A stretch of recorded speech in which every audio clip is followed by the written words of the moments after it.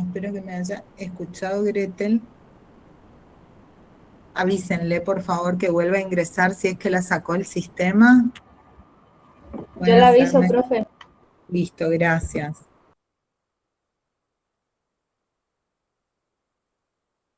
Bueno, eh, vamos a presentar. Vamos a ir. Sé que tenemos cositas.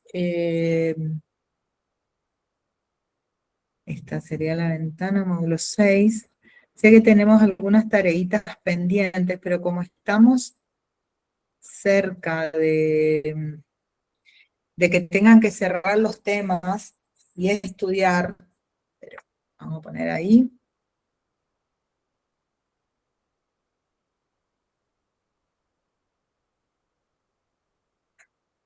Están con un trabajo práctico, ¿no es cierto? Pendiente, el 3.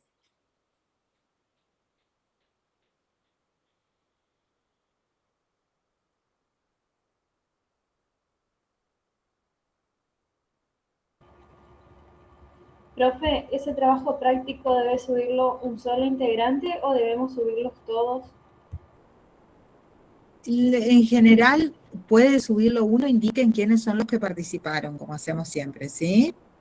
No se complican con eso, pero siempre pongan quiénes son los que participaron. Las profesoras cuando los bajan van agendando. ¿Ah? Bueno, Perfecto, no sé muchas por qué gracias. no se me cerró la pantalla. Guarden 2 segundos que vuelvo.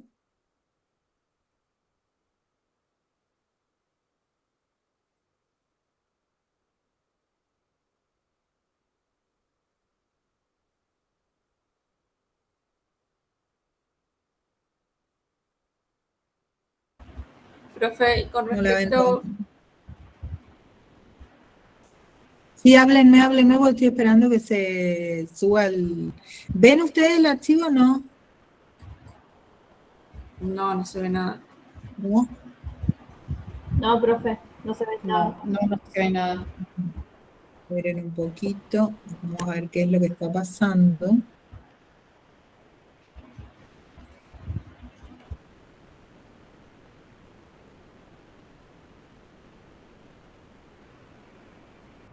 Ahí se ve, profe.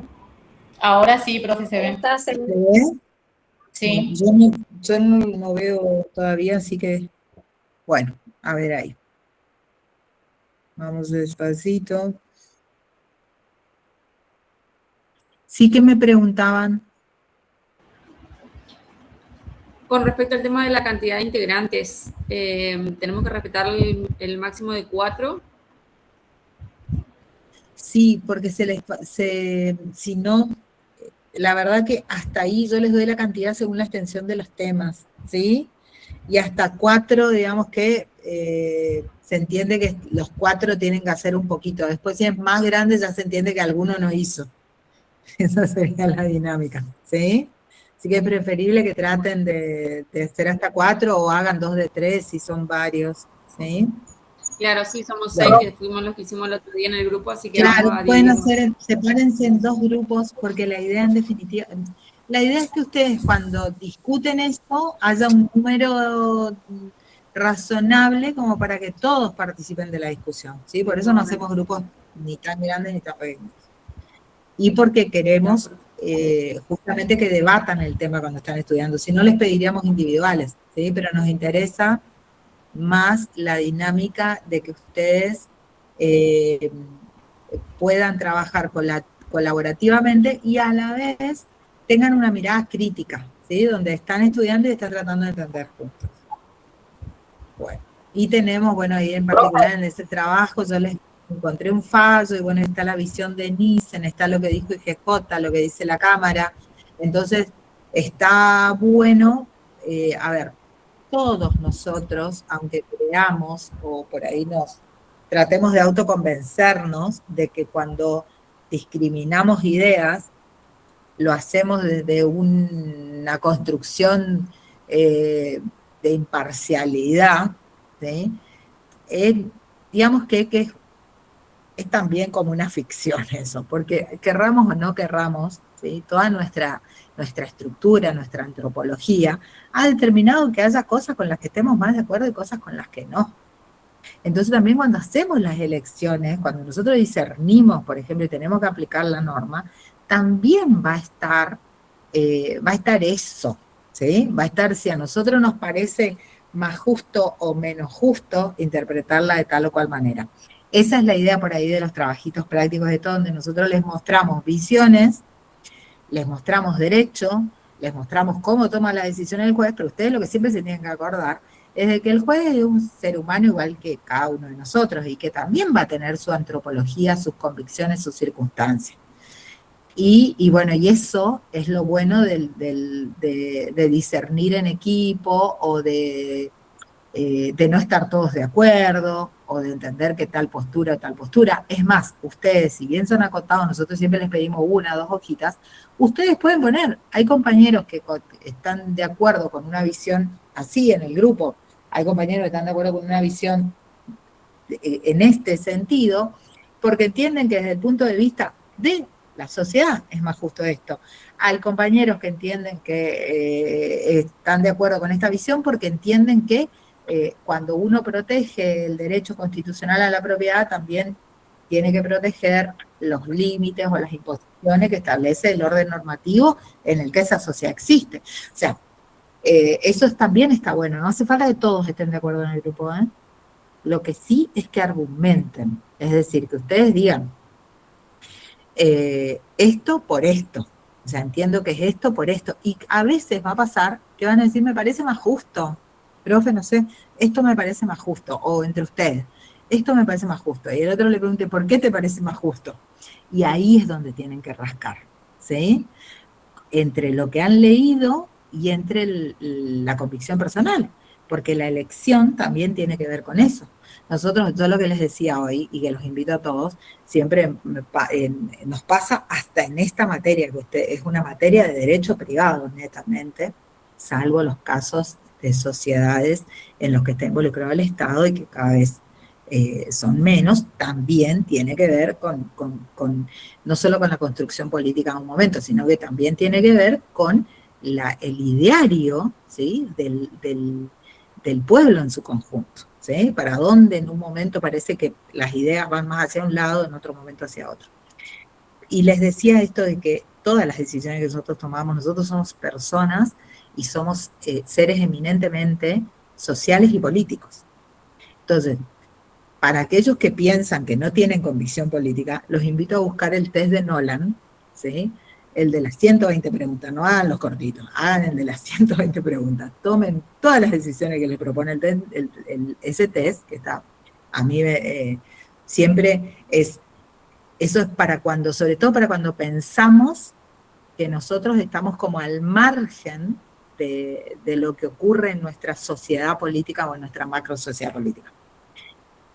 Háganse el test y van a ver que aunque uno crea que está fuera de todo, en realidad no lo está. Y ustedes como futuros profesionales del derecho, en muchas oportunidades van a tener no solo la oportunidad de expresarse, sino van a tener la obligación de expresarse. Entonces está bueno que se conozcan. Bueno, dicho lo cual, arrancamos con societarios. Se acaba de terminar Derecho Político y Sociología. Bueno, estos temas son los últimos temas que nosotros vemos, ¿sí? En la parte general.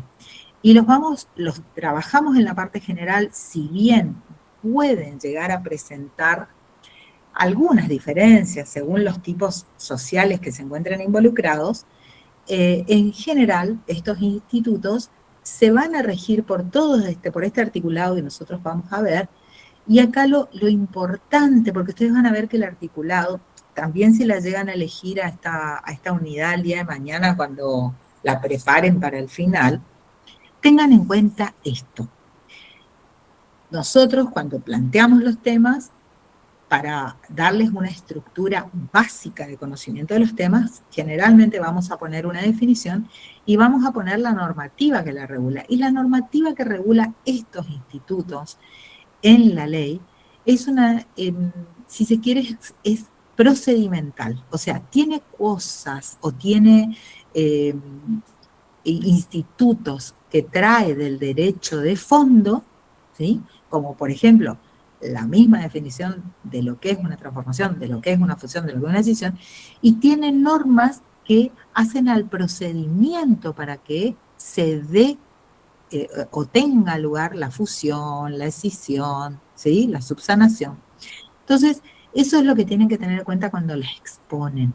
No, si bien tienen que conocer el procedimiento, no crean que hablando del procedimiento están en realidad desarrollando el tema. El procedimiento es una parte del desarrollo del tema. Nosotros acá en el módulo les ponemos, así como les digo, escuetamente, definición y procedimiento. Pero si ustedes ven en el módulo, yo les voy haciendo preguntitas.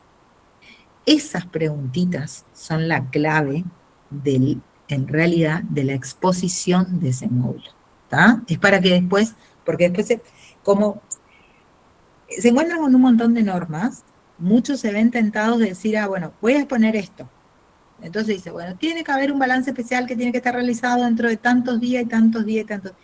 Y eso en realidad es algo que el día que ustedes estén enfrentándose a una fusión, lo van a repasar, como quien repasa los requisitos que hay que tener hechos para presentar o proceder en algo, pero cuando le estén explicando al cliente, si se va a una fusión, si se va a una escisión y una posterior fusión, si el mecanismo que ustedes le están proponiendo es el que le va a dar más justicia a la solución que está buscando, el que va a hacer más correctas las cosas, en realidad el análisis que van a hacer no lo van a hacer ustedes desde cuáles son los procedimientos. Lo van a hacer porque entendieron para qué sirve este instituto. Entonces, cuando lo estudian, aguárdenme 2 segundos que es es la más chiquita, perdón. Que lo hizo que estoy por un rato inhabilitada de contestar nada. Bueno, entonces, lo importante es que comprendan cada instituto, ¿sí? Y vamos a ver después, ¿sí? Cuando estemos dando anónimas y qué sé yo, cuando vemos los casitos, yo los voy a traer por ahí alguna cuestión, pero sobre todo para que comprendan la naturaleza del instituto, para que puedan entender para qué sirve, por qué los usamos. Vamos a ir, esperen que no estoy viendo, los veo a ustedes, no estoy viendo la lámina. Vamos a ir directamente primero tenemos acá la transformación. ¿Qué les parece, por el nombre que tiene este instituto, qué les parece a ustedes que es la transformación? ¿De qué hablamos nosotros cuando hablamos de transformación de sociedades? Tienen ideas. De transformar una empresa en otra empresa. O sea, yo tengo una empresa y la puedo transformar en otra que me dé más utilidades, por ejemplo, algo así, no sé. Bueno, hay una cosa, acuérdense que nosotros siempre vamos a estar tentados de llamarlas empresas, pero tenemos que vencer la tentación, porque empresa es el concepto administrativo a través del cual nosotros la denominamos. Vamos a transformar, como dice Viviana, una sociedad en otra. Exacto, entonces tenemos un tipo societario, puede ser SRL, ¿sí? Vamos a poner una cuestión. La SRL es una sociedad que también limita la responsabilidad, o los socios tienen limitada la responsabilidad igual que en la SA. Pero la SRL tiene algo que quedó, de lo que no modificaron de ella, es que puede tener hasta 50 socios. Entonces vamos a suponer que ya llegamos a los 50 socios. Y nosotros sigue creciendo y va creciendo esta sociedad a través de que nosotros aumentamos el capital y hacemos ingresar nuevos inversores. Entonces ahí nos va a convenir tener una SA, por ejemplo, y no una SRL. Entonces ahí vamos a ir a este procedimiento de la transformación, que la transformación va a pasar por todas las etapas. Ustedes vieron cuando nosotros hablábamos de la modificación del contrato social. Bueno, esa modificación del contrato social La transformación implica una modificación de ese contrato social, pero a su vez también implica que esa persona que antes era SRL, ahora va a ser una sociedad anónima. Entonces, es como que nosotros no es que la otra desaparece, ¿sí? Eso es lo que tenemos que tener en cuenta en el Instituto de la Transformación, sino que la otra se transforma. ¿Por qué? ¿Por qué les digo esto? Porque esa sociedad va a adoptar otro tipo societario. De SRL nos fuimos a SA. Pero nosotros no disolvemos ni liquidamos esa sociedad anterior. Es decir, esta persona jurídica se va a continuar en la persona jurídica, de la persona jurídica anterior.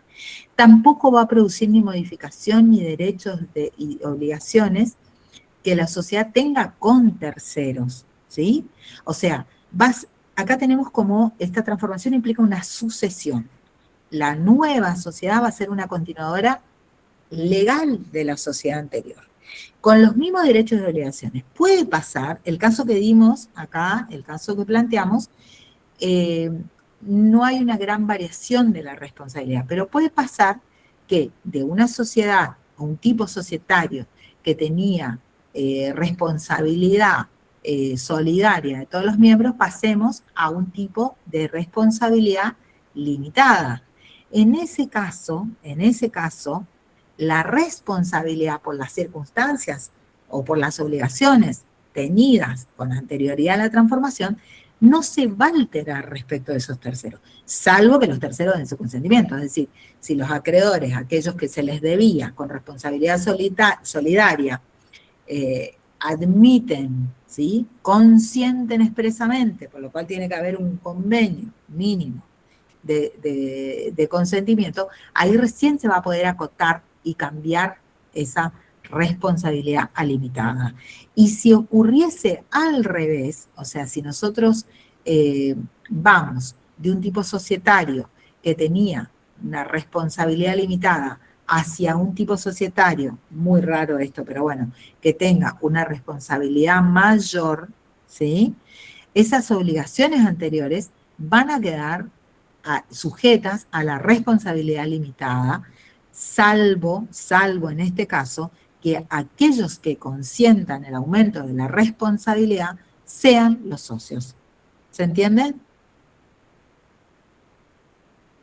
Esperen que no los veo, de repente los tengo todos oscuros. ¿Se entendió? Sí, profe, se entiende. Sí, bueno, eso es en la transformación, ahí es las bases. No se disuelve ni se liquida, es la continuadora legal, se mantienen. Ojo, ¿qué va a cambiar? Van a cambiar las circunstancias del tipo. Por ende, vamos a tener que prácticamente escribir un nuevo contrato, chicos, ¿sí? Esto, por ahí si leen, yo les puse material accesorio para que lean, esta figura de la transformación, la regulación que nosotros vemos es la netamente societaria, ¿sí? Hay figuras, porque, a ver, otra cuestión, a mí por ahí no me interesa que ustedes tengan claro, ahora vemos el procedimiento, que tengan claro el procedimiento, pero para mí es más importante que ustedes comprendan qué es lo que está pasando. Y esto es visto desde el derecho societario. Si nosotros lo vemos desde el derecho tributario impositivo, no sé si tenemos algún contador en el grupo de estudiantes, pero la otra persona con la que ustedes tienen que trabajar codo a codo es siempre con el contador de la sociedad, ¿sí? Ni nosotros suplimos lo que ellos hacen, ni ellos deben suplir lo que nosotros hacemos. Entonces, en el marco de las incumbencias de cada uno, el contador les va a decir, pero pará, la vamos a transformar, esperá. Sí, fíjate impositivamente qué costo tiene la transformación si yo de esto paso a esto. Entonces el contador me va a decir, che, ¿y si nos vamos a esta reglamentación? Entonces ahí vamos a entrar a analizar con el contador, no en lugar del contador, con el contador. Vamos a entrar a analizar cómo juega el impuesto a las ganancias, si tienen algún régimen especial en el que nosotros podamos hacer calzar la transformación y que nos salga más barata impositivamente, ¿sí? Que todo queda en el marco de la legalidad. Y van a aparecer institutos ¿sí? Donde con estas figuras, con la transformación, la fusión y la escisión, dadas ciertas circunstancias, como es la existencia de los mismos socios, el hecho de que tengan, digamos que un objeto similar, porque acá estamos hablando del tipo, no del objeto, ¿sí? Antes y después, puede permitir que los impuestos, ¿sí?, que se devenguen y por ende se tengan que pagar, sean menores. Entonces, en estas figuras en particular, se trabaja muy codo a codo con el contador, ¿sí? Lo mismo cuando nosotros hablamos de, por ejemplo, elaboración de balances y documentos contables, ¿sí?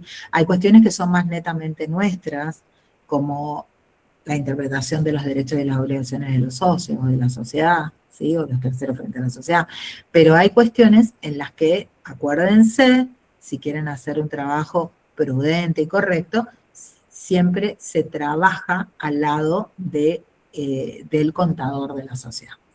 Bueno, acá entendido entonces este instituto, lo que tienen que tener en cuenta, ¿sí? Lo que tienen que tener en cuenta va a ser que siempre que nosotros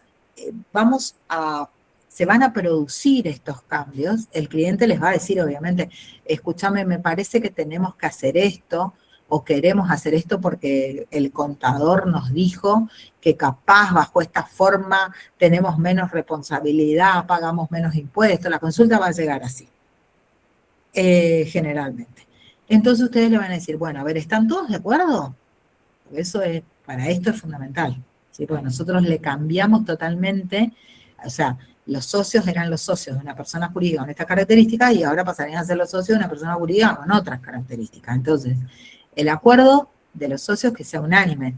¿Cómo están las cuentas? A ver, ¿cómo estamos? ¿Estamos para arriba, para abajo? ¿Estamos cerrando? ¿Qué debemos? Balance especial. ¿Qué antigüedad tiene que tener el balance especial? ¿Con qué mayorías lo vamos a tratar y aprobar? O sea, no es solo que el órgano de administración haga el balance, sino que el balance esté aprobado, ¿sí? Que hayan los socios otorgado su consentimiento, que estén de acuerdo, ¿sí?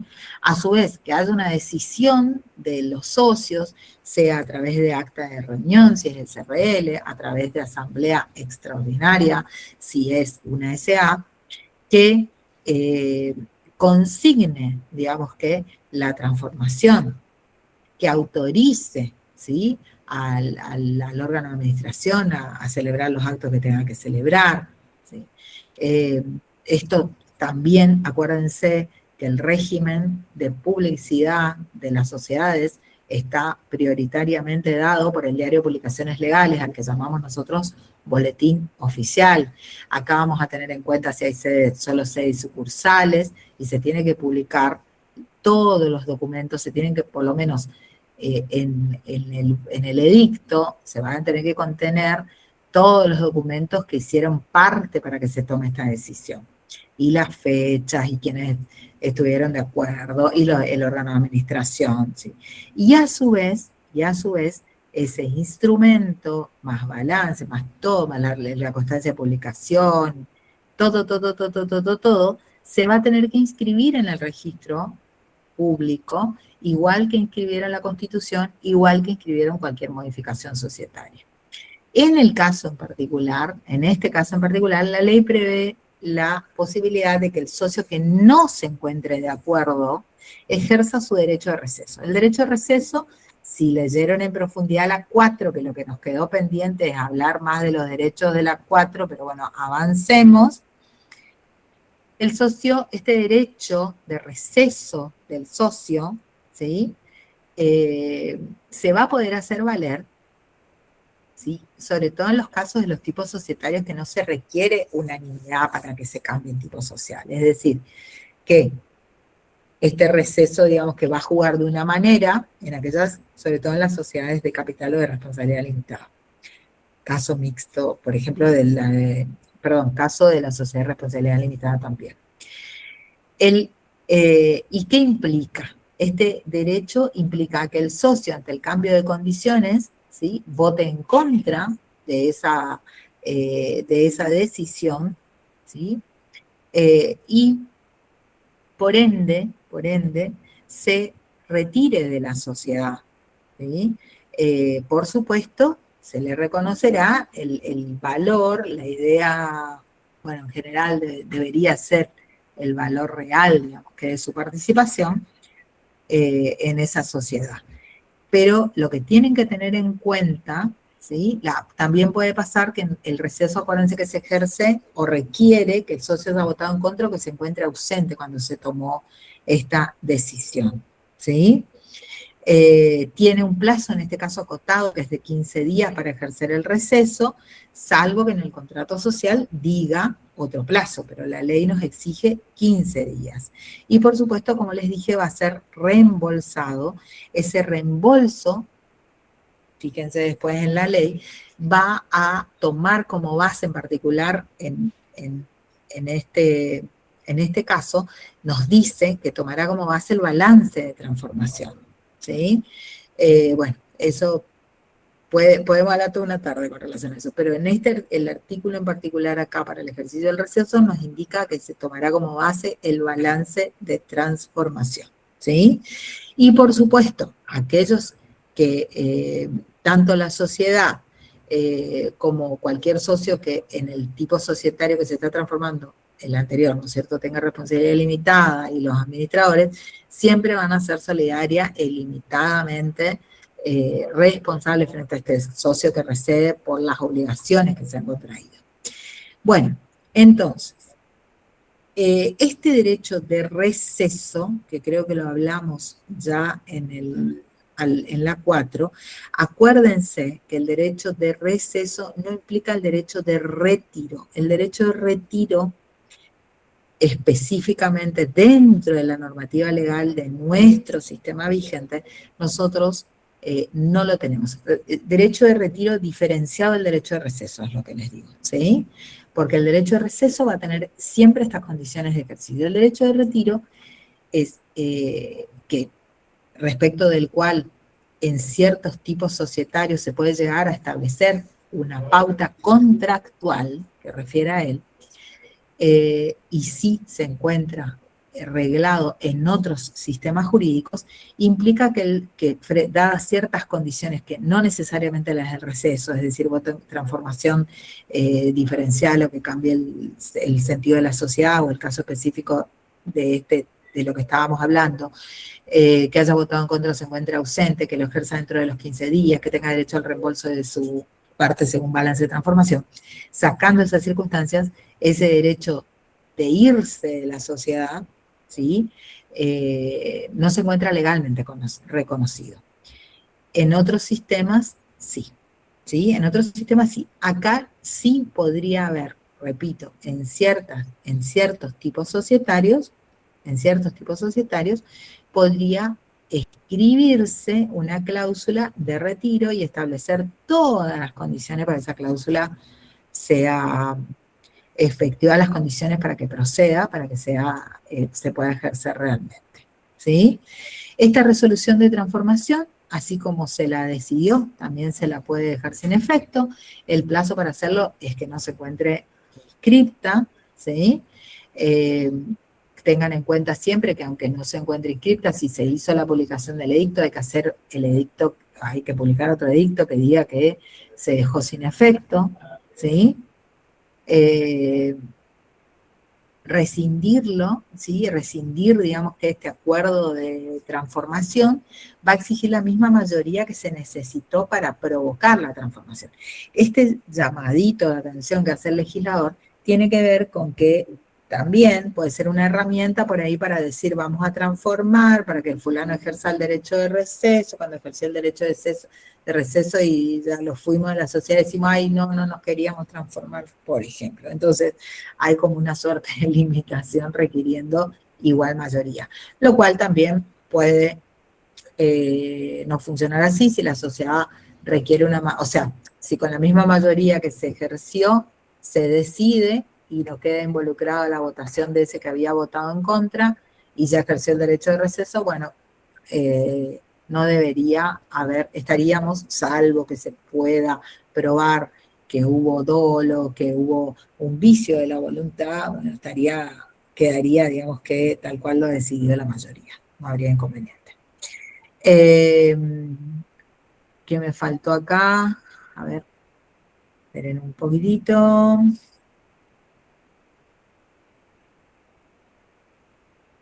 Speten. Sobre la caducidad, profesora. El tema de la caducidad. Bueno, el tema de la caducidad, a diferencia de que nosotros hablábamos de esa rescisión, de ese plazo de rescisión, ¿sí? Que sería, en realidad, requerimos de un acuerdo, de otro acuerdo, ¿sí? De otro acuerdo en particular. La caducidad hace referencia a que no podemos dejar esto en stand-by, digamos que permanentemente sin escribir, ¿sí? Entonces, el artículo, ahí esperen que me hago el 81, ¿es verdad? Sí. Sí, el 81. Esperen que quiero el 81, y no, acá tengo. Y no tengo mi ley, acá está mi ley, no dije nada. A ver. Sí, acá está el acuerdo no sé si les puse en el artículo 81, está bien, rescisión estamos. Derecho de preferencia no les hablé, ahora que veo el cuadrito, ya vuelvo. Bueno, entonces, en cuanto a la caducidad, nosotros dijimos, no lo podemos tener al acuerdo de transformación ahí sin inscribir, ¿sí? Sin inscribir, y nos pone la ley un plazo de 3 meses.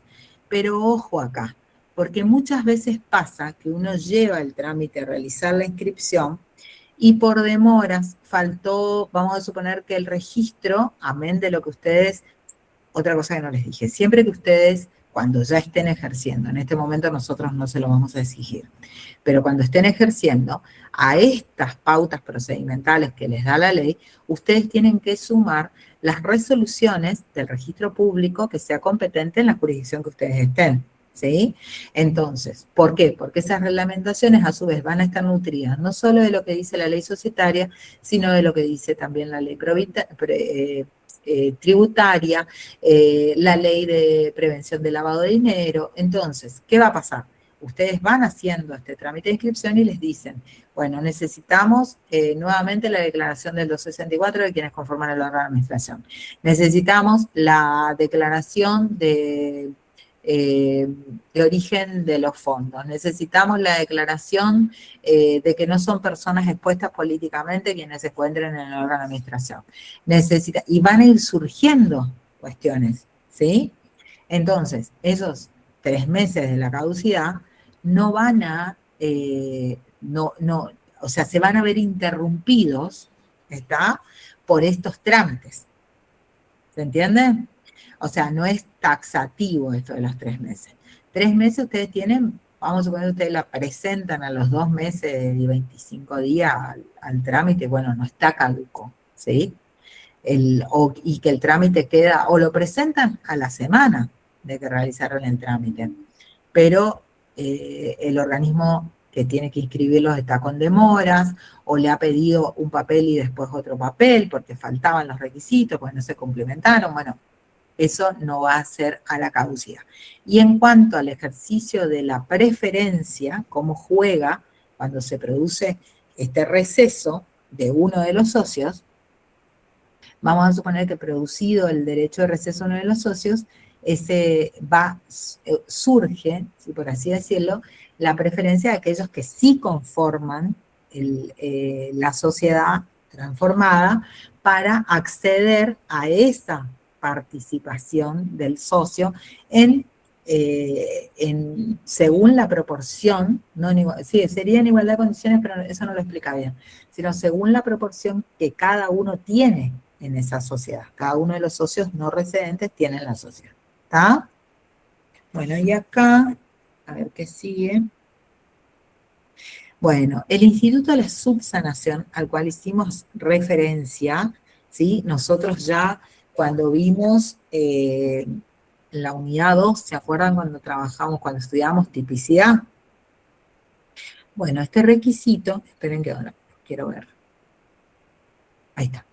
Este requisito en realidad, este procedimiento de la subsanación es el que nos va a permitir, ¿se acuerdan? Por ejemplo, en el caso de que en el contrato social, alguno de los, si bien el contrato social tenía el aparente formato de una sociedad anónima, faltaba, por ejemplo, alguno de los requisitos típicos en el contrato, como lo hablamos cuando vimos naturaleza de la constitución del contrato de sociedad, y contrapusimos, digamos, que las teorías de la naturaleza con lo que establece nuestra ley, vimos nosotros que la base de apoyo, digamos, que de la existencia de esta persona jurídica en nuestro derecho es la teoría contractualista.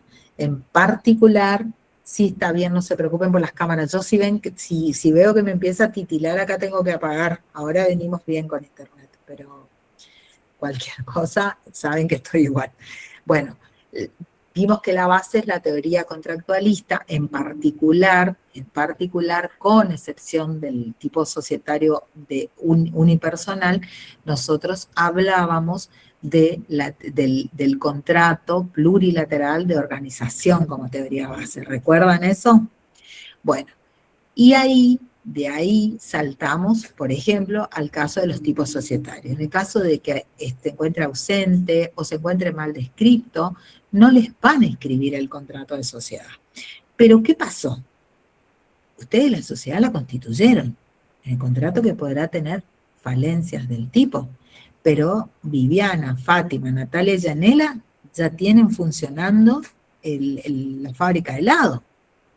Y ya están trabajando, ya como vieron que no podían inscribir y que no tenían más plata porque hicieron una anónima encima, y el escribano no advirtió el error, vamos a poner un caso extremo, porque no, es raro, pero bueno. Y no pueden pagar otra escritura pública para hacer la adenda en este momento, porque ya pusieron toda la plata en la materia prima para fabricar el helado, pero fueron a sacar la quit, entonces quedó, digamos que este contrato social se lo inscribieron como información, le liberaron una quit a ustedes ya están comprando materia prima, vendiendo helado, ya tienen un empleado, 2 empleados en la heladería, ya y van, o sea, dice, ahora en cuanto cobramos, vendemos este fin de semana y arreglamos esto, ¿sí?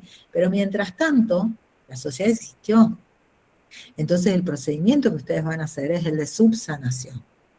Van a modificar lo que haya tenido que ser modificado, van a llevar a la registración y van a regularizar, ¿sí? Otro caso, por ejemplo, que la sociedad sea netamente de hecho. Sí, está bien, Patricia. Todo lo que quede en mercado, y fíjense que en la ley, si ustedes van yo hoy estoy papelera, digamos que, ¿sí? Van a tener el régimen, ¿sí? Completo, acuérdense, cuando me nombran la sección cuarta esta, que tienen que saber qué es lo que está contenido en la sección cuarta, ¿sí? Y la subsanación va a ser el procedimiento para cualquiera de las sociedades que está ahí contenida. Yo les di el caso del tipo, el caso de la sociedad de hecho, ¿sí? El caso de cuando hay una circunstancia de tipo, generalmente a su vez va a ser irregular, es decir, no la vamos a haber podido inscribir. Pero también puede ser que no se haya podido inscribir porque falta un elemento esencial pero no típico, ¿sí? Entonces todas van a quedar subsumidas en este tratamiento. Y la posibilidad de aplicar la subsanación, ¿sí? Va a ser para todas. Fíjense en el 25, que creo que es el que tienen transcripto ahí, porque yo lo veo como velado, así que no.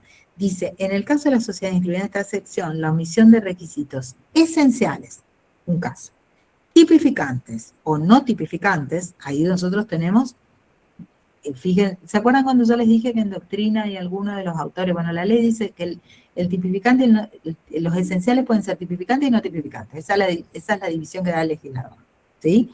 Hay autores que te dicen, no, los esenciales son, por ejemplo, la organización, ¿sí? O la existencia de órganos en tipo societario.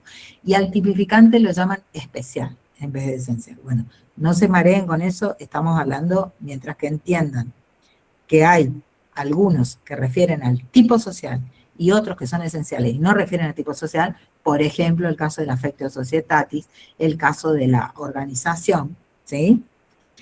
Después, la existencia de elementos incompatibles con el tipo elegido, que sería también, o sea, acá nos faltó un elemento tipificante. Me pusieron uno que era de otro tipo en el contrato. Eso tampoco vamos a lograr que sea regular hasta que lo arreglemos. La omisión de cumplimiento de requisitos formales. La sociedad anónima, el contrato de sociedad anónima hecho en instrumento privado con firma certificada. No, tiene que ser escritura pública, ¿sí? También iría al sistema de subsanación. ¿Y quiénes pueden invocar la subsanación? La sociedad o los socios en cualquier tiempo durante el plazo de la duración prevista en el contrato. Ese es su marco. Ese es su marco. Vamos a suponer que los socios, acá las chicas, no se ponen de acuerdo, ¿sí? Yanela dice, no, ¿sí? Yo no quiero poner más plata en esto, yo no, ya está, pero las otras le dicen, pero no, escúchame, estamos con responsabilidad ilimitada, Yanela, por favor, terminemos, arreglemos el contrato de sociedad, vamos a registrarlo, y de esa manera nos vamos a poder hacer beneficiarias de la responsabilidad limitada que le corresponde al tipo de sociedad anónima, pero no la podemos convencer a Yanela, pues no quiere gastar un centavo. Entonces, pero tampoco se va, ni se quiere ir. Entonces ustedes van a hacer un procedimiento judicial que le va a costar más plata, y a Yanela también, porque ustedes le van a pedir costa al juez, ¿sí? Y ahí el juez va a ordenar, ¿sí? El cumplimiento. No es para que no le hagan eso a Yanela. Pero ese sería el procedimiento en caso de que ocurra esto, ¿está? Bueno, y el juez, fíjense que este artículo 25 le da una autorización, una de las pocas autorizaciones que tienen los jueces para intervenir en el mundo societario. Y digo pocas porque esa debería ser la regla. Porque primero, en la persona jurídica van a mandar los socios. Lo que pasa es que acá queda involucrado el interés público. No solo el interés social y el interés de los socios, queda involucrado el interés público. ¿Sí? Porque justamente esta recepción que se hace en esta sección, es decir, el legislador dio un gran paso. No se tapó los ojos, no dijo no existen estas realidades, no, dijo estas realidades existen y no son nulas, existen. Y generó este mecanismo de la subsanación, ¿sí? ¿Para qué? Para que no solo existan, sino que puedan perdurar perdurar en su formalización. ¿Tá? Ojo, una sociedad de hecho puede perdurar toda la vida regida por esto, si a los socios les viene bien, regida por esta sección, ¿sí? Pero si crecen, si se comienzan a desarrollar, si comienzan a tener más obligaciones, seguramente van a buscar formalizar y elegirán uno de los tipos que limite la responsabilidad de los socios, ¿sí? Por eso, la autorización del juez para que el juez se supla en esa decisión societaria. No se está supliendo en Yanela que dice que no, ¿sí? Se está en realidad supliendo en la decisión de ese órgano de gobierno, que serían las 4, que deberían decidir que sí. Pero ustedes 3 lo van a tener que convencer al juez de que el procedimiento de la subsanación es para un mayor bien, inclusive de la persona jurídica. Y aquí que ese socio, Yanela, que no estaba a favor, va a poder también acá ejercer el derecho de receso, ¿está? En el caso de que ustedes avancen, ¿sí? De que ustedes avancen con la subsanación, perdón, con la subsanación. Pero acá, ojo, fíjense el derecho de receso en cada uno de los institutos, chicos. Porque acá en la subsanación, por ejemplo, ese derecho de receso va a ser o sea, el plazo para ejercerlo va a ser de 10 días, pero a partir de la resolución del juez, ¿sí? Eso es procedimiento. Ténganlo como nota, lo van a repasar en el momento oportuno que lo tengan que ejercer, pero ya observen que no van a ser uniformes los plazos en el ejercicio de algunos derechos, por ejemplo en este caso. Bueno, ahora, Vamos, esperen que acomodo estas placas. Bueno, acá tenemos institutos, si tienen la ley a mano, los invito, esta o la digital, los invito a tenerla a mano, ¿sí? Porque es útil. Esperen que pongo los anteojos y no veo. Vamos a arrancar, a ver, dejo acá. 80, acá está. Bueno, vamos a dejar la mano. Bueno, la fusión, ¿qué idea les da el término fusión?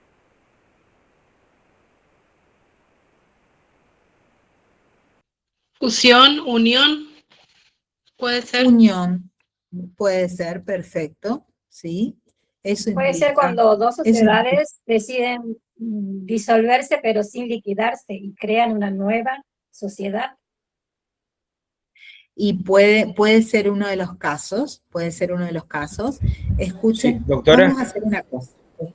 Sí, Sí, sí, bueno, yo lo entiendo. Disculpe, estoy sin cámara, pues estoy en mi trabajo, estoy. está bien, está bien. Pero, bueno, para mí la fusión sería cuando dos o más sociedades, en este caso, se unen para formar una sola, ¿no es cierto? Para conformar una sola sociedad. Ahí se fusionarían. Sí, ahí habría un caso de fusión. Miren, los paro acá un segundito. Los paro acá un segundito porque quiero, en realidad, antes, vamos a hacer al revés. Vamos a hablar, ¿sí? Sí, sí, ustedes ¿No digan. es la reunión de dos sociedades, la fusión o no? Sí, pero es, o sea, es una reunión bastante íntima, vamos a decirlo de esa manera. Pueden ser dos, pueden ser más, ¿sí? Pero vamos a hacer una cosa. Vamos a ver, esperen un poquito, que no quiero, vamos a ver primero el instituto de la disolución que les puse ahí, ¿sí? Vamos a ver primero el instituto de la disolución. ¿Por qué? Porque quiero que ahora cuando hablemos de los otros, ustedes tengan claro qué es disolver y qué es liquidar, ¿sí? Bueno, pues les puse una que dice disolución. Sí, les puse, bueno, resolución lo vemos después al final, no importa, pero esta disolución. Concepto, causales, efectos, vayan más o menos al artículo 94, si tienen la ley a mano, ¿sí? ¿Por qué? Porque es importante que entendamos primero esto, para mí, ¿sí? A los fines pedagógicos. Porque esa disolución, ¿sí? Para que se dé la disolución, primero tiene que haber una causa. Y esa causa o va a surgir de la ley o va a surgir del contrato, ¿sí? Y va a determinar, digamos que está comenzando la etapa final de la sociedad. Está comenzando porque la final va a ser la liquidación y a su vez eso va a determinar la extinción de esa persona jurídica, la muerte de esa persona jurídica. Entonces, en esta etapa que es la disolución, la sociedad va a dejar de realizar las actividades específicas a las que se encontraba autorizado por su objeto social y esta última actuación de su vida va a ser a los fines de llevar adelante la liquidación. Pero bueno, tiene que haber, ¿sí?, una causa. Esa causa puede surgir de la ley o puede surgir de la convención de las partes, es decir, puede estar escrita en el contrato social. Entonces nosotros vamos a tener que esas causales de disolución, ¿sí?, que surgen de la ley, van a ser de orden público. O sea, tienen a mano el artículo, acá, ¿cuáles son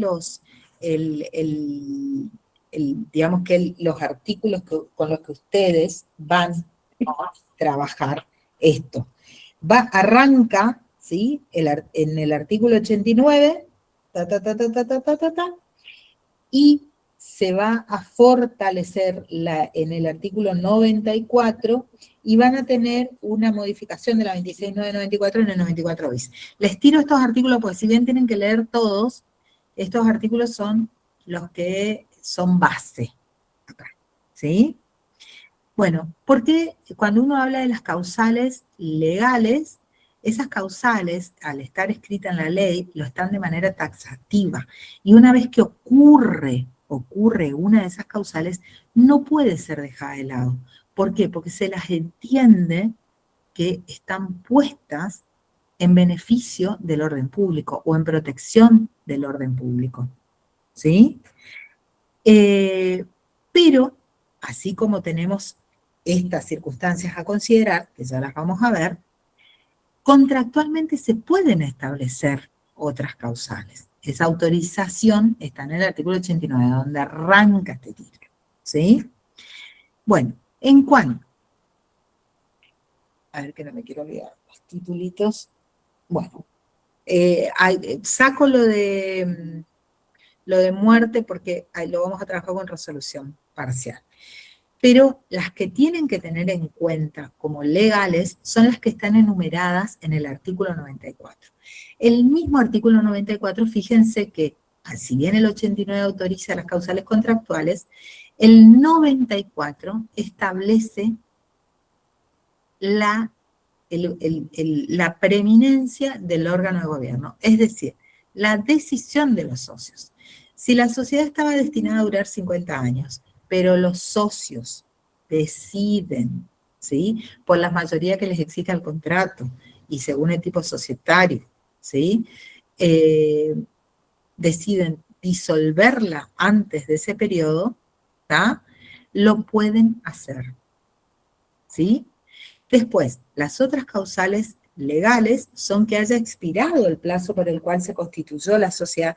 Y acá tenemos, así como dijimos, los socios pueden per se, por la decisión del órgano de gobierno, con la mayoría que le exige su contrato a la ley, decidir que se va a disolver, también pueden decidir que se va a continuar.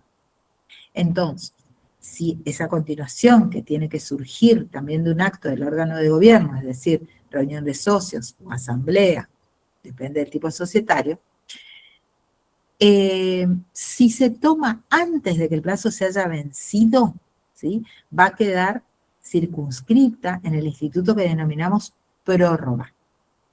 Y si se toma esta decisión después de que el plazo haya vencido, pero la sociedad continúa teniendo actividad, se va a denominar al procedimiento reconducción. ¿Ah? Tengan en claro eso. Pero no quiere decir que vencido el plazo, perdimos todas las oportunidades. No, no, no. La podemos reconducir. La expiración del término, si no se produce ni la prórroga ni la reconducción, va a ser una causal obligatoria, automática, ¿sí?, de disolución. ¿Tá? Después, si la sociedad estuvo condicionada a se subordinó su existencia a alguna circunstancia. Por ejemplo, el caso de las sociedades exportadoras, que se encuentra habilitada la exportación. ¿Puede alguien prohibir la exportación? Y en ese caso, imagínense que se les va a volver en realidad acá actúa este límite que impone la ley también como un resguardo a esa persona jurídica, ¿sí? Porque la sociedad haya cumplido su objeto, ¿sí? O porque haya una imposibilidad sobreviniente de lograr el objeto. Por ejemplo, vamos a suponer que en el contrato social no se supeditó la existencia de la sociedad a una condición, no se la subordinó la existencia de la sociedad a una condición determinada. Pero también estamos en el caso de una exportadora, que es fácil de comprender, o una importadora, y que se cierre la importación, se va a hacer de cumplimiento imposible el objeto de esta sociedad. Ojo, ¿qué otra cosa les parece que podrían hacer los socios? Vamos a suponer que se enfrentan a esta situación. Se volvió imposible el objeto. Imposible el cumplimiento del objeto. ¿Podrían, por ejemplo, mediante ya sea reunión de socios con mayoría grabada o asamblea extraordinaria, podrían modificar el objeto y no tener que disolverla a la sociedad?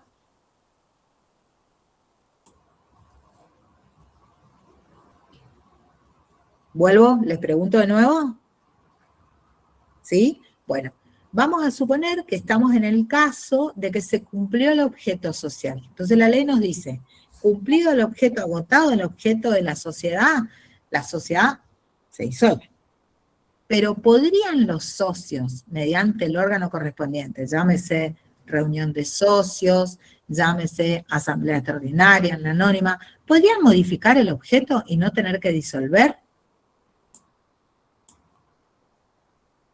Sí, podría. Sí, podría, profe.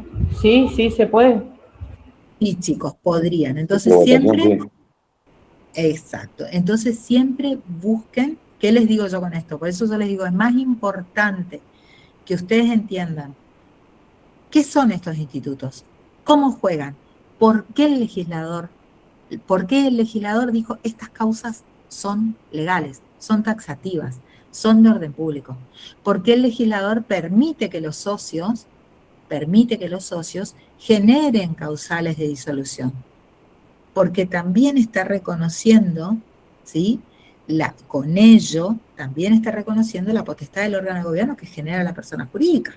Entonces, siempre enlacen. Acá la mejor manera de entender a las personas jurídicas es considerando todos los ámbitos de consecuencias de las personas jurídicas. Y en los ámbitos entra la misma sociedad, entran sus órganos, entran quienes componen los órganos y entran los terceros, llámense empleados, proveedores, la misma sociedad. ¿Sí? Bueno, sigo. Esperen que me perdí por hacerles hacer ese razonamiento que estuvo muy bien. Respondieron muy bien. Bueno, otra causal, por ejemplo, es la pérdida del capital social, ¿sí?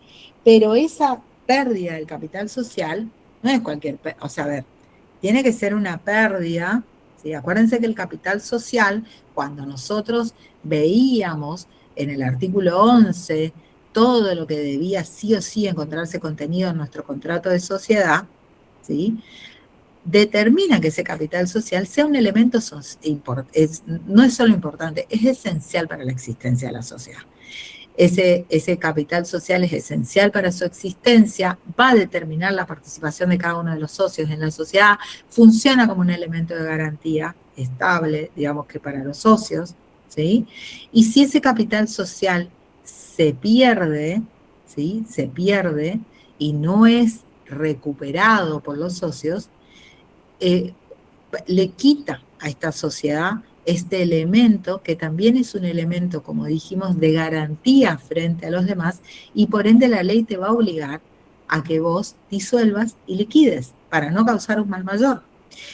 El caso de la declaración en quiebra de la sociedad, ¿sí? Si la sociedad es declarada en quiebra, el paso próximo es la disolución. Acá puede ocurrir ya, Ley 24.522, lo van a ver en profundidad cuando vean quiebra, pero acá sí puede dejarse sin efecto este proceso de disolución en el caso que haya venimiento bien de los acreedores o que se disponga, el juez disponga que se convierte esa quiebra en concurso, ¿sí?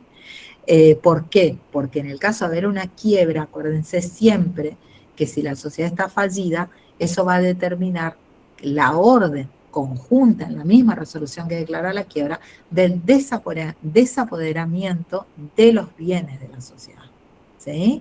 Entonces, ahí se la desapodera la sociedad, la cual queda sin bienes, la administración y directamente se va a pasar al síndico concursal, ¿sí?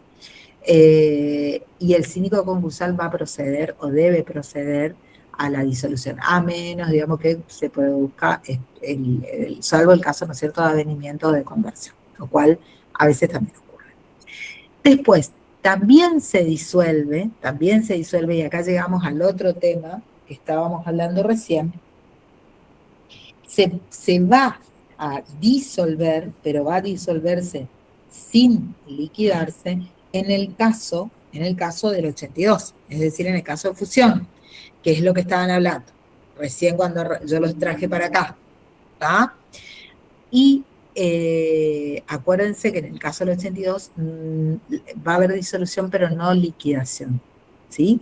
Y es obligatorio que se produzca la disolución en el caso de fusión, porque como ustedes dijeron, nosotros vamos a reunir, vamos a unir distintas sociedades, y por ende tenemos que la disolución o el instituto de la disolución ahí funciona como la posibilidad para ordenar las responsabilidades antes de unir. También el octavo el octavo, a ver, esperen, a ver si me estoy comiendo uno. Sí, no, el octavo es el caso de que se haya cancelado, digamos, en el caso que se trate de abiertas acá, se haya cancelado la oferta pública o la cotización de acciones que hacía, ¿sí? Esta sociedad, en este caso en particular, pero que también puede llegar a quedar sin efecto en el caso de que se produzca una transformación. ¿Tá? Es también una autorización que produce o que da, digamos, que la ley. Y que se tome la decisión por asamblea extraordinaria de decidir que continúe la existencia de la sociedad. Y por último, cuando la sociedad dependa de una autorización especial para funcionar, por ejemplo, una sociedad anónima que a su vez sea banco, ¿sí? Y se le retire esta autorización para funcionar, ¿sí? También el proceso que va a seguir va a ser la disolución. ¿Tá? Por último, antes de ver liquidación, tenemos el caso del artículo 94 bis. El 94 bis, acuérdense que al producirse la modificación del artículo 1 y establecer que la existencia de la sociedad anónima unipersonal, ¿sí? Entonces la reducción a 1 del número de socios dejó de ser una causal de disolución. ¿Tá? Lo que hace el legislador es imponerle la transformación de pleno derecho, ¿sí? De las sociedades en la sociedad anónima unipersonal. Si es que no se decide, digamos que en el plazo de 3 meses. Pero de reconducción DIM hablamos. En cuanto a, ya les dije, la pérdida del reintegro del capital. Bien, vayan al... ¿qué me estoy olvidando? Acuérdense siempre que bueno, hablamos que la decisión del órgano de gobierno puede dejar de lado, digamos que no es que va a poder dejar de lado la existencia de lo que la norma establece, sino que lo que puede hacer es dejar de lado aquello que dio causa a la disolución, ¿tá? Y de esa manera determinar la subsistencia. Vamos a suponer que se produjo la disolución, salvo el caso del artículo 82, y ahí vamos a ir al proceso de la liquidación. Ustedes van a ver cuando escriban, ¿sí? Cuando redacten y creen contratos de sociedad, ustedes van a ver que el artículo 11 los obliga a hablar de la liquidación y los obliga a que los socios en ese momento tengan en cuenta quién actuaría como liquidador. En general van a poner, o muchas veces van a ver en los contratos que ponen que va a ser el órgano de administración. A veces ponen que se va a designar liquidador, ¿sí? Y ponen a veces también atributos que va a tener ese liquidador, ¿sí? Es para esta etapa y es digamos que forma parte, el final de la sociedad también forma parte de la vida de la sociedad, ¿tá? Entonces, esa sociedad hasta tanto cumpla con el procedimiento de liquidación que determine su extinción y su baja en el registro, va ese órgano que es el liquidador, va a ser quien deba realizar el activo, pagar el pasivo y distribuir la cuota de liquidación si es que quedó entre los socios, ¿sí? Y acá lo importante que tienen que tener en cuenta, amén del procedimiento y de la normativa que la van a leer, es que la sociedad, ¿sí? Si bien esta es la última etapa, va a conservar la personalidad, pero va a conservar su personalidad jurídica a los fines de liquidarse, ¿sí? A los fines de liquidarse. Tengan en cuenta esto, porque esto va a tener capacidad, la sociedad en liquidación, solo para cumplir aquellos actos que sean necesarios para realizar el objeto de esta etapa, que es la liquidación, ¿tá? Que eso lo tienen que tener claro, y tienen que tener claro que subsiste la personalidad jurídica de este sujeto. Todavía no dejó de existir, ¿sí? Bueno, los liquidadores van a tener las mismas obligaciones que ya van a ver ustedes que tienen los administradores, ¿sí? Y van a tener obligaciones específicas, porque el liquidador cuando asume, dentro de los 30 días, debe realizar inventario y debe realizar balance del patrimonio social. Todo esto se lo va a poner a disposición de los socios. El periodo en el que dura la liquidación puede ser extendido, ¿sí? Por mayoría de los socios. Acá, aunque parece todo como muy lineal, el tema de los procedimientos, a veces se producen dilaciones en el tiempo que son horrorosas y en las que sí o sí se requiere la intervención judicial a los fines de poder llevar cierta justicia a la situación, ¿sí? El liquidador, aparte de realizar este inventario, de realizar el balance, tiene la obligación de hacer informes trimestrales, ¿sí? Obligación que también tiene un síndico cuando hay síndico en la sociedad.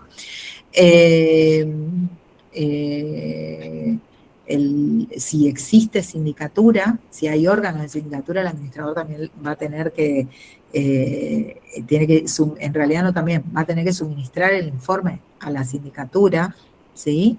Si por determinadas circunstancias, más allá de que nosotros hablemos que debería ser un procedimiento lineal y bastante expeditivo, se producen muchas demoras, si estas demoras se producen, la obligación de realizar balances anuales también va a pesar sobre el liquidador va a tener la representación de la sociedad en toda esta etapa, ¿sí? Y la sociedad, acuérdense, que va a llevar su denominación con su tipo social, pero también va a tener, debe, ¿sí?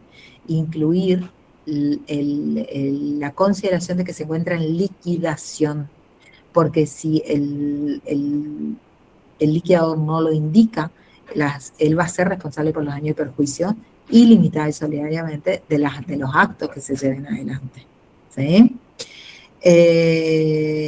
Yo les hablé del caso de que haya que quede plata, que haya que distribuir la cuota liquidatoria, pero también puede pasar que falte, también puede pasar que falten capitales. Entonces, según el tipo societario, se le puede pedir a los socios su participación contributiva. Una vez que pasamos todo el proceso de liquidación, que se realiza la partición teniendo, o sea, digamos que se ha liquidado el activo, se han pagado los pasivos y ha quedado cuota liquidatoria, van a requerir, digamos, no es que pueden, si ya estamos en una etapa final, se produce la partición, ¿sí? Esa partición puede ser de tipo parcial, se le pueden exigir también a los accionistas garantías, en el caso que de la partición se distribuya. Si el liquidador se niega a la distribución, que también pasa a veces, porque entiende que hay honorarios que se tienen que pagar, su honorario quiere cobrarlos primero también, entonces generalmente vamos a terminar frente al juez tratando de dirimir esta cuestión. Acuérdense que cuando se hace un acuerdo de contribución, ¿sí? Que sería cuando está faltando dinero, aunque sea una contribución de naturaleza parcial, todo esto se debe publicar, ¿sí? Porque funcionaría en ese caso como un 204, o sea, similarmente a lo que funciona una reducción de capital. A ver, ¿qué más? Bueno, se realiza, llegada a esta instancia, el balance final y el proyecto de distribución, que sería, bueno, todo eso se debe comunicar y publicar, ¿sí? Se debe comunicar y publicar. Funciona un poco más engorrosamente cuando estamos hablando de alguna de las sociedades que tienen el capital superior a lo que indica el 299, digo, tiene más mecanismo de publicación diferenciado. Bueno, una vez publicado todo esto, el balance final, el proyecto de distribución que se aprobó, todo eso se va a presentar en el registro público, ¿sí? Si hay importes no reclamados, se deben también se deben presentar esos documentos, se tienen que depositar en un banco oficial. La ley establece un plazo de 3 años sin que esos importes sean reclamados, y en el caso que no sean reclamados, se derivan al Ministerio de Educación, ¿sí? Y ahí, terminada la liquidación, recién se puede producir la cancelación de la inscripción del contrato social en el registro, ¿sí? Generalmente se le dejan a quien estaba en el último órgano de administración o en el liquidador, se dejan los libros en resguardo, y generalmente esa decisión la va a tomar, si está judicializado el juez, y si no, en el registro público se tiene que dejar constancia de quién quedó con esos libros, más allá de que se encuentre extinta, porque tienen también un plazo de resguardo. ¿Sí? Muchas veces se los dejan a los contadores, aunque ¿De digan 10 que años sería? ¿Sí? ¿De 10 años los libros? Mirá, acá entra a jugar, sí era de 10 años, Viviana, pero entra a jugar acá, y te digo así porque todos le seguimos recomendando un guardado extendido. Impositivamente, en realidad, nosotros tenemos una prescripción, que es lo que genera, a ver, ¿por qué decimos por qué resguardar? Bueno, resguardar, ¿por qué? Podemos tener consecuencias de tipo laboral, de tipo registral, de tipo impositiva. Entonces, es como que entran a jugar un montón de leyes, y en base a eso tiempos. Si yo me voy a lo tributario, siempre es el año posterior, 5 años a partir del año siguiente. O sea, que ahí le tenés que decir guarde 6. Si nosotros nos vamos a las prescripciones post 26.994, le tenemos que decir guarde 5. ¿Sí? Y si nosotros vamos a la regulación vieja, más teme, bueno, le decimos 10, ¿sí? Pero generalmente, miren, a mí me han pasado cosas así medias raras, que es eso, que muere, se los dejan al contador, porque no, fallecen todos, ¿tá? Quedó el contador. Entonces decían, bueno, era el contador, qué sé yo, pero pobre, era el contador. Y, qué sé yo, un incendio, ¿no? El contador. Y ya está, o sea, un incendio, tenemos la denuncia del incendio, fueron los bomberos, está el contacto, y no tenés más libro. Bueno, y por ahí el libro se lo quería ver en el sucesorio del, bueno, pueden ocurrir, ¿sí? ¿A dónde vamos nosotros? Generalmente a lo que se decida en la normativa del registro que estableció la baja, ¿sí? Ahí uno dice, bueno, a ver cuánto, y bueno, y ahí podés encontrar soluciones, porque por ahí la reglamentación del registro está basada en la normativa anterior, entonces quedó en 10 años, no tocaron eso, porque es álgido, ¿sí? El tema es álgido. Pero la realidad es que uno le da esa recomendación, más bien agarrada de qué sé yo, de la experiencia, de un montón de circunstancias, pero la realidad es que si nosotros cubrimos la obligación, lo que pasa es que la obligación tributaria, la responsabilidad tributaria, esos 6 años, es como que ya estaría, pero puede haber juicios en curso, pueden darse como muchas circunstancias, entonces, y es de mucha responsabilidad. Entonces tampoco lo quieren agarrar los contadores, ¿eh? Yo el caso este que les cuento es real, porque lo hacían un montón. Se extinguía y le dejaban, bueno, vamos a dejar en un estudio del contador. Y ha pasado con sociedades muy viejas, extintas, y que han fallecido los socios, han fallecido los órganos, y por ahí sigue habiendo algún litigio. ¿Tá? Por ahí quedan, antes, ahora con todo lo digital, con nosotros en el Chaco tenemos todo el sistema de derecho privado prácticamente jurisdiccional en formato digital, ¿sí? Entonces ningún juzgado te agarra libros. Te pide el libro en el momento que hay que hacer la pericia, te pide el libro por ahí en una audiencia de vista de causa para conformar que realmente esas copias que le estás presentando sean de ese libro publicado, ¿no? Pero es un tema álgido, entonces a la de máxima. ¿Sí? Vuelvo para atrás. ¿Por qué? Quiero que vean ahí sí nos vamos a ir, entendido disolución, entendido liquidación, ¿sí? Es para que vean que cuando nosotros hablamos de la fusión en particular, ¿sí? Cuando nosotros hablamos de la fusión en particular, estamos hablando justamente de que esas sociedades que se van a unir, no se van a disolver, pero no se van a liquidar. No van a ir a la etapa esta donde nosotros designamos el liquidador, donde ya estamos en la última instancia. No.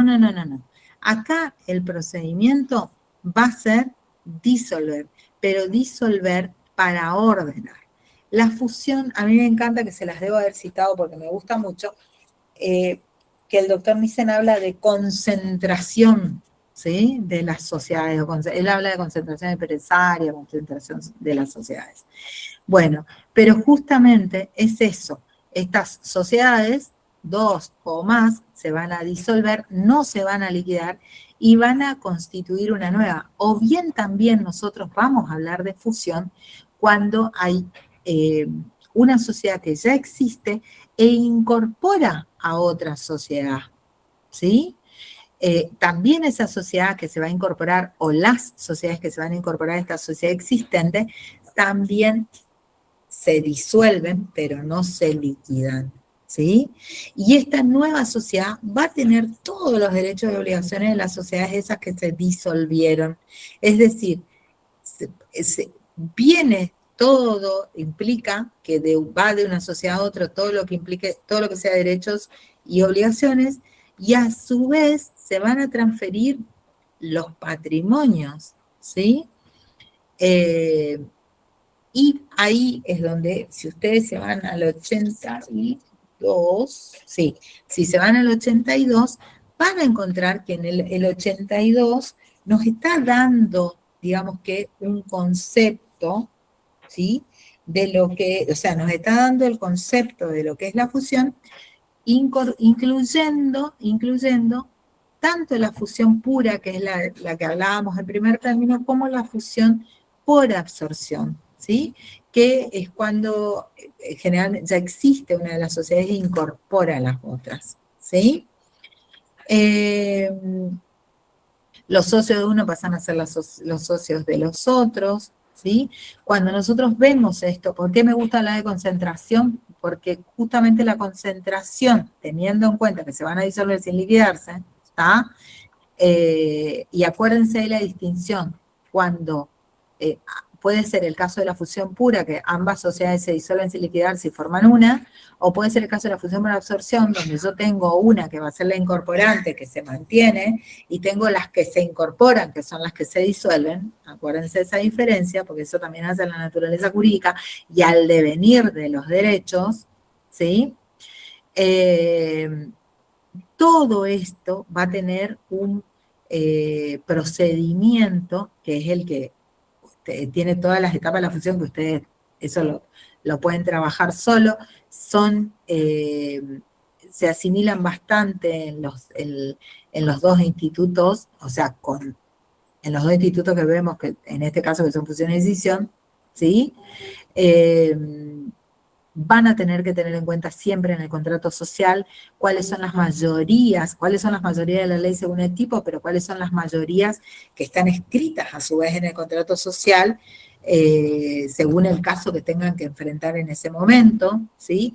Acuérdense que se pueden fusionar sociedades que sean de distinto tipo social y también que tengan distintos objetos sociales, eso no es un óbice. Seguido todo el procedimiento de resoluciones, de balances, de publicaciones que esto implica, ¿sí? Acuérdense acá que como nosotros vamos a tener distintas personas jurídicas, se les da también, la publicación también tiene o produce efectos respecto de terceros. Estos terceros, como pueden ser empleados, proveedores, pueden oponerse a la fusión. Pero acuérdense también que esa oposición no va a limitarla a la fusión. ¿Qué es lo que van a tener que hacer? Van a tener que dar garantías suficientes los socios de cumplimiento de las obligaciones preexistentes, pero ese tercero opositor a la fusión no la va a poder parar, no debería. ¿Ah? Bueno, con relación a la, esperen porque todo lo otro lo pueden ver, tranquilos, con relación a la escisión, ¿sí? Así como hablábamos recién de que la naturaleza es la concentración de las sociedades, la naturaleza es la fusión, en la escisión, perdón, algo que no les dije, tanto en la fusión como en la escisión van a depender del esquema o de la estructura de organización de la actividad económica o de la actividad empresarial que se haya decidido, ¿sí? O sea, estas decisiones de escindir y fusionar siempre están atadas a decisiones económicas. Entonces, ¿por qué? Porque van a implicar siempre que se ha adoptado una nueva organización jurídica. En el caso de la fusión, esa organización jurídica lleva a la concentración. En el caso de la escisión, va a llevar al desprendimiento o a la separación, ¿sí? Ambas, como les digo, acuérdense que van a estar atadas a decisiones de naturaleza económica, que generalmente se encuentran vinculadas al mejor funcionamiento de la empresa de la cual la sociedad va a ser columna vertebral, ¿sí? Acá entra lo empresarial, juega un rol muy importante. El instrumento o el instituto de la fusión y la decisión van a ser el cómo de la operación legal para lograr o llevar adelante esa reestructuración, ¿sí? La escisión entonces va a implicar desprendimiento patrimonial, va a implicar que se separan también funcionalmente las sociedades, ¿sí? Podrían, por ejemplo, una sociedad que tendría dos objetos, escindirse a los fines de conformar dos sociedades donde una de ellas quede con un objeto y la otra con el otro, ¿sí? Cuando hablo de objeto, habla de actividades que se encuentren configuradas en el objeto social, ¿está? Y acá también en la escisión nosotros vamos a ver, que ya lo vimos en realidad cuando decíamos, cuando hablábamos de la fusión, nosotros decíamos una sociedad o parte de ella, que ahí estaríamos hablando de la escisión, ¿sí? Se disuelve sin liquidarse para formar otra sociedad con una sociedad X. Acá, esto es lo que el procedimiento ese se denomina escisión-fusión, ¿sí? También puede ocurrir, o sea, esto implica que esa sociedad que se escinde va a destinar parte de su patrimonio para constituir una nueva sociedad. También puede, en vez de constituir una nueva sociedad, fusionarse a otra sociedad. Eso es lo que les quiero decir, ¿sí? O puede constituir una o más sociedades. La decisión, acuérdense que no quiere decir que vamos a partir por mitades, ¿sí? Acá también vamos a tener que tener las mayorías necesarias, balance, publicación, compromiso, ¿sí? Y acá, ¿qué va a ocurrir? ¿Sí? Las sociedades escindentes no van a transmitir todo su patrimonio a las sociedades escisionarias, sino la parte que hayan acordado. Acuérdense, yo siempre hago como globitos saliendo, digamos, que de esta sociedad que se escinde. Y la teoría de conjunto la uso para explicar la fusión. Bueno, a su vez, ¿sí? Los socios de las sociedades escindentes, ¿sí? Van a pasar a ser socios de las sociedades escisionarias. Tengan en cuenta eso, ¿sí? Acá los socios, digamos que se van a mantener, tanto en un instituto como en el otro instituto, salvo que ejerzan el derecho de receso. Bueno, en el caso de resolución, que es el tema que no. Ay, chicos, yo me copé hablándoles y yo estoy... Ah, no, sí les cambié esa, creí que no, perdón. Bueno, acá no les cambié con escisión, pero todo bueno, este cuadrito, todo les voy a compartir. Y acá, con relación a la resolución, ¿sí? A la resolución, nosotros tenemos... la resolución, tenemos resolución parcial. Vimos escisión, perdón. Y acá, 2 segundos que estoy mirando, liquidación, sí, ya vimos y yo no les pasé el cuadro. Bueno, igual les comparto este PDF para que tengan este PowerPoint. Esperen que me perdí con el lapsus. Resolución parcial. Ok. Vimos que en el contrato de sociedad nosotros vamos a determinar todos los elementos del artículo 11 y a su vez también los elementos del tipo según el contrato social que estemos configurando, ¿sí? Acá en las sociedades que nosotros denominamos sociedades de personas, o sociedades de interés, hay causales, ¿sí?, de resolución del contrato de sociedad que van a jugar de otra manera. Por ejemplo, el caso de la muerte de uno de los socios, ¿sí?, o el receso del socio o la exclusión del socio. Pueden implicar por ejemplo, la muerte de un socio puede implicar la resolución parcial del contrato, ¿sí? Porque al no existir este socio, deja de existir ese vínculo con la sociedad. La sociedad no se va a disolver, pero se va a resolver parcialmente respecto de los derechos de este socio, ¿está? Por ende, va a extinguir los derechos y obligaciones de ese socio hacia el futuro de la sociedad. Pero la sociedad va a seguir subsistiendo, ¿tá? Salvo que se quede con un solo socio, en cuyo caso empieza a jugar el 94 bis, eso también tenganlo en cuenta, ¿tá? Como les dije, solamente va a jugar en esta resolución parcial, se va a dar lugar en las sociedades que nosotros denominamos sociedades de personas. Puede la causal estar establecida por ley, puede deberse a la muerte de un socio, a la exclusión del socio, que es a la exclusión del socio, repásenla en la unidad 4, que ahora que me acuerdo, no se los tomé, así que puede por ahí en la próxima clase, si alguno se anima a hablar, lo escuchamos. Y también el ejercicio del receso del socio. Y ahora vamos a la última parte, porque liquidación hablamos, ¿sí? La intervención judicial está colgadita acá en la bolilla y les hablo 5 minutos. Sí quiero que lo lean, pero la intervención como tal es una medida cautelar que se encuentra contenida acá en la sección 14, ¿sí?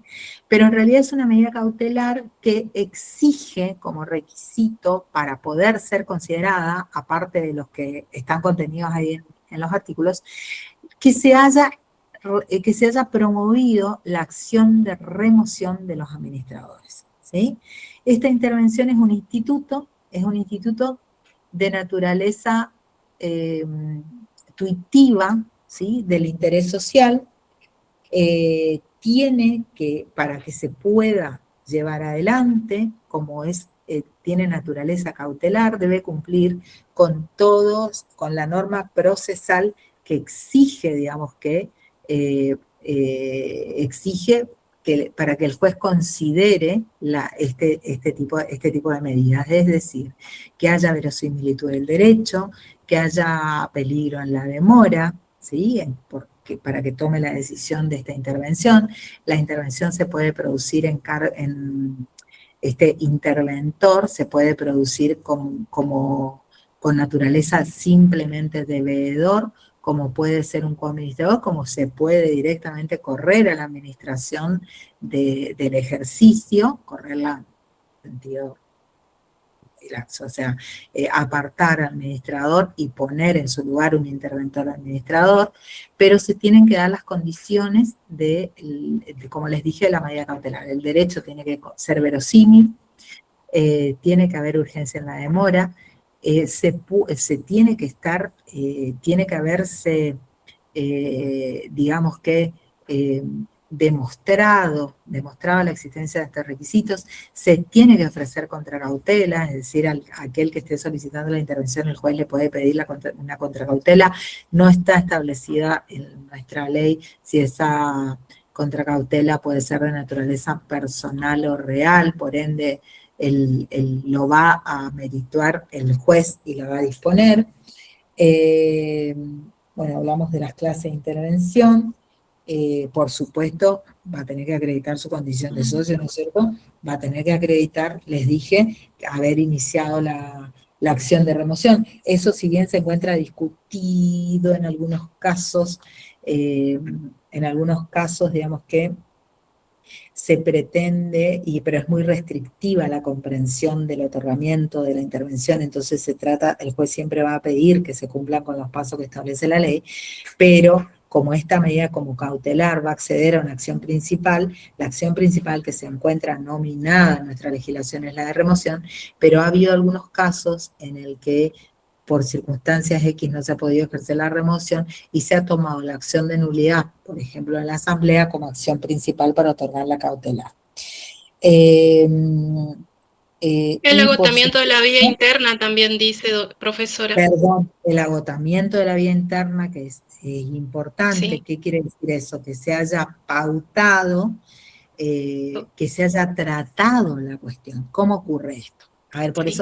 eso me fui hacia ciertos casos. A ver, ¿cómo yo trato esto? Yo tengo que haber objetado, ¿sí?, el funcionamiento del órgano de administración. ¿En dónde yo socio objeto de eso? Yo lo voy a objetar en la reunión de socios o en la asamblea, ¿sí? Pero vamos a suponer que, Sol, que somos vos, yo, Viviana y Marcos, y que yo soy la minoría y soy la única que estoy desconforme, y ustedes tres están bomba porque en el órgano de administración se me están repartiendo, los tres son directores, se están pagando honorario, qué sé yo, bla, bla, bla, y están haciendo algo con lo que yo, uno, no estoy de acuerdo, dos, no puedo llegar porque ustedes me están bloqueando el derecho a la información, ¿sí? Y yo pido, vos sos la presidenta, Sol. Entonces yo te mando una carta de documento y te pido, digo, están pasando estos hechos graves, yo veo, qué sé yo, en el balance, vamos a suponer que es el tratamiento del balance, ¿ah? Vamos a suponer que es la asamblea ordinaria que vamos a realizar para tratar el balance. Entonces, yo veo convocada la asamblea, ustedes me dan el balance con 15 días de anticipación, yo me pongo a mirar el balance, veo que retiro de honorario del directorio, que estos retiros no están autorizados, y están sacando toda la plata. Entonces yo te mando a vos una carta de documento donde te digo, yo quiero que se incorpore como punto del orden del día la consideración de la gestión y la remoción de los directores, que son ustedes. Y vamos a suponer que cumplís y me lo incorporás en el orden del día, ¿sí?, ante mi solicitud, y se publica nuevamente el edicto con esa consideración, o si todos vamos a estar presentes. Lo que pasa es que ahí no les convendría jugar con la regla de la asamblea unánime porque no van a tener unicidad de voto, ¿sí? Entonces publicarían los edictos, pero pusiste. Soledad dijo, no, vamos a tratar esto que está pidiendo. Total, le ganamos, porque nosotros tenemos el 90% y vamos a votar todo en contra de lo que diga Patricia, ¿está?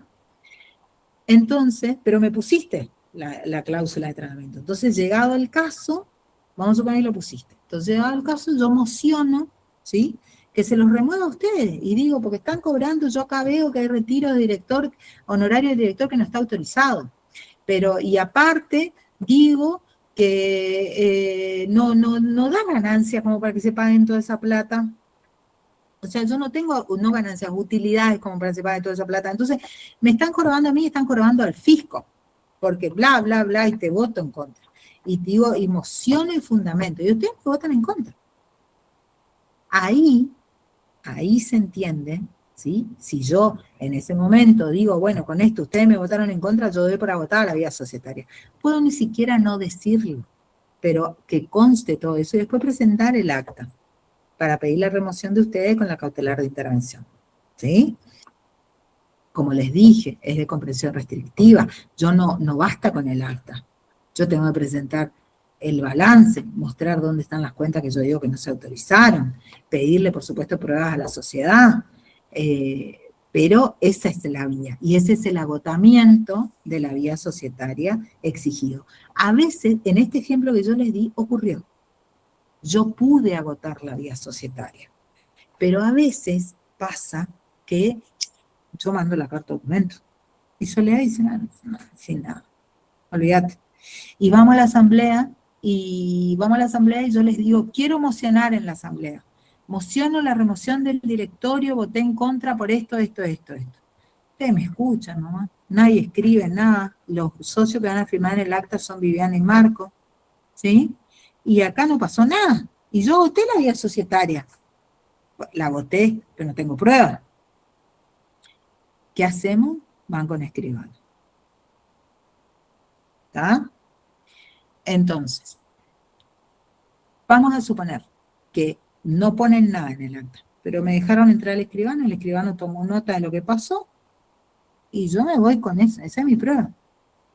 El acta de constatación del escribano. Y digo, yo voté la vía societaria, no va a figurar en acta, pero porque no lo escribieron, pero pasó. ¿Sí? Y hay veces que cuando es muy alta la mayoría, y el socio puede demostrar que estuvo totalmente imposibilitado de acceder a la vía societaria, he visto yo intervenciones también a las que el juez hace lugar porque logra entender que no podía, no pudo, por ejemplo, no te dejan entrar a la sociedad. Pasan cosas, chicos. O sea, no, una cosa es, yo les estoy tratando de enseñar lo formal para que ustedes después puedan defender, ¿sí? Pero pasan cosas.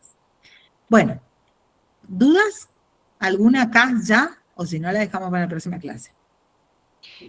Yo, profesora, muy interesante el tema de la liquidación de la sociedad, porque, bueno, yo trabajo en un estudio jurídico, justamente se está dando el caso de una liquidación, en donde, bueno, el caso es, dos bioquímicas, digamos, se desentendieron y se va a liquidar esa sociedad. Databa de muchos años, el tema está en que, bueno, hay que ver quién era ese liquidador en ese momento, y también existían muchos aparatos que hoy por hoy ya están prácticamente en desuso. También se va a abrir la vía de daños y perjuicios, entonces bastante interesante el tema de la liquidación Exacto. de la sociedad y digamos, en quién está en poder, digamos, de esos libros. Y bueno, por eso me llamó la atención esos tips que usted estaba Bueno, dando, ya y estaba fíjense parando que oreja. el liquidador, fíjense que tiene la obligación, cuando asume el cargo, en 30 días tiene que hacer un inventario de todo eso que vos me estás, sobre todo cuando hay, es muy común, si hay una fábrica, si hay un laboratorio, o sea, y ese inventario, y eso también se pone bajo resguardo, ojo, porque los bienes también, porque ahí en ese momento, qué sé yo, se ve si se puede producir el remate, se puede producir la venta con autorización, o sea, hay todo un esquema. Y si bien ustedes leen en la ley, dice, bueno, proceso de liquidación, ¿cuánto puede durar? No, puede durar lo que decidan que dure, digamos que. Entonces, ahí, y tiene, miren, hay una crítica que, cuando si ven ahí en doctrina lo van a ver, es como que es, no está como, no es, a ver, hay una discusión. Que ustedes me van a escuchar a mí por ahí decir que hay partes de la ley que tienen procedimiento, ¿sí? En realidad la ley debería contener la normativa de fondo. Lo que pasa es que son materias tan especiales que eso hace que la normativa de fondo tenga que contener procedimiento. Bueno, en el caso de la liquidación, es como que faltan artículos, ¿sí? Es como que cuando uno va a la experiencia de vida, a lo que le está pasando a Soledad, va a ver que hay vacíos, que dice, bueno, y a esto, a ver cómo lo trato, ¿sí? ¿Qué hago? Muchas veces recurrimos, ¿sí?, a institutos de la quiebra, ¿sí?, a institutos de la ley de quiebra, buscando hacer algún tipo de asimilación, pero la realidad es que si el liquidador se te tiene que defender, va a decir, no, espera. Acá dice esto, ¿de dónde saca usted eso? ¿Sí? Pero bueno, es muy interesante eso, es muy interesante. Y se ve como dice el popular dicho, dice, los pingos se ven en la cancha, ¿sí? Así que ahí van a tener, no va a alcanzar, o sea, el estudio es esencial, ¿sí? Pero es el estudio de la ley, de la doctrina, de la jurisprudencia, ir al caso particular y volver al estudio de la ley, la doctrina de la jurisprudencia, y buscar, porque seguramente no va a ser el primero ni va a ser el último caso, y hay que buscar, digamos, qué casos similares. Bueno, chicos. Exactamente. Bueno. Me alegro que les haya gustado a Sí, mí sí. todo lo que es Sociedad de la Nación. Ya les